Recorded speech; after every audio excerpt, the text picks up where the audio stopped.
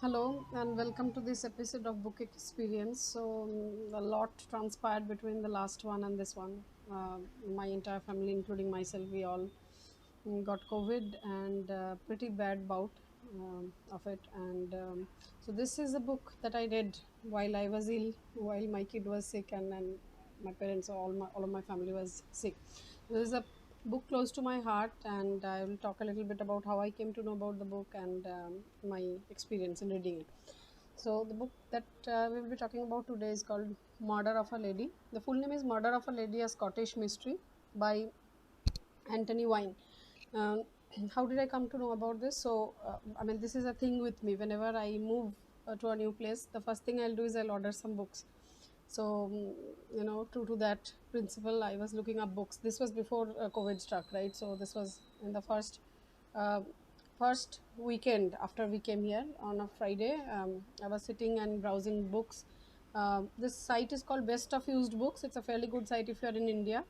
But then what I typically do is I tend to check the prices of a best of used book versus I'll check what does it cost on Amazon, a new version, and then I'll, if it's a very expensive one, I'll also see what the Kindle edition costs, right? That is usually my priority.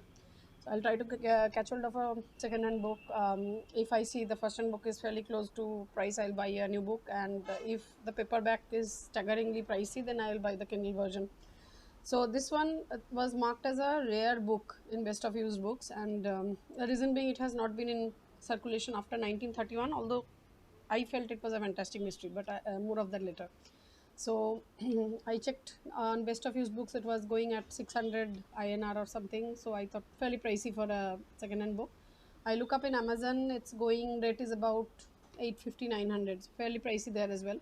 So then I looked up the Kindle version. It was around 200 bucks.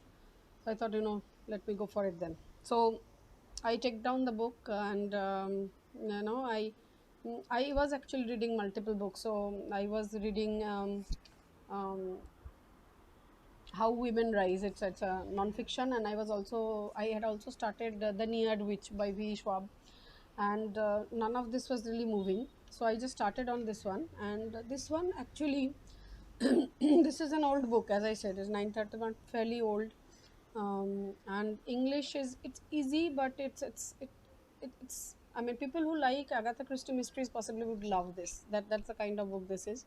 So there's a lot of atmosphere building, a lot of effort goes into how the characters are treated. A lot of it is conversation, but then the mystery is very good. And the detective also, I haven't read of him before. The amateur sleuth by the name of Dr. Haley, fairly good.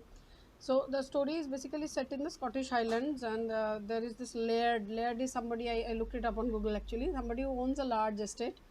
So the Scottish laird used to live with his sister and his son, daughter-in-law, and grandson.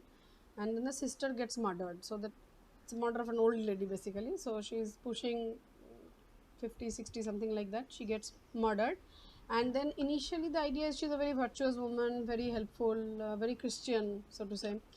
But then once you dig a little deeper, it turns out that wasn't the case, right? And slowly, as a real character emerges, motives also emerge, and there are multiple murders like most Agatha Christie books, something which I like.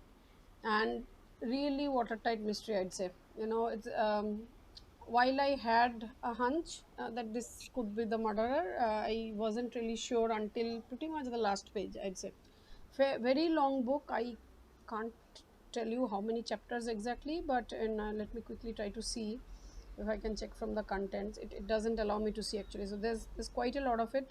Mm, there's about, I'd say, close to 17, 18 chapters. Each chapter is very long.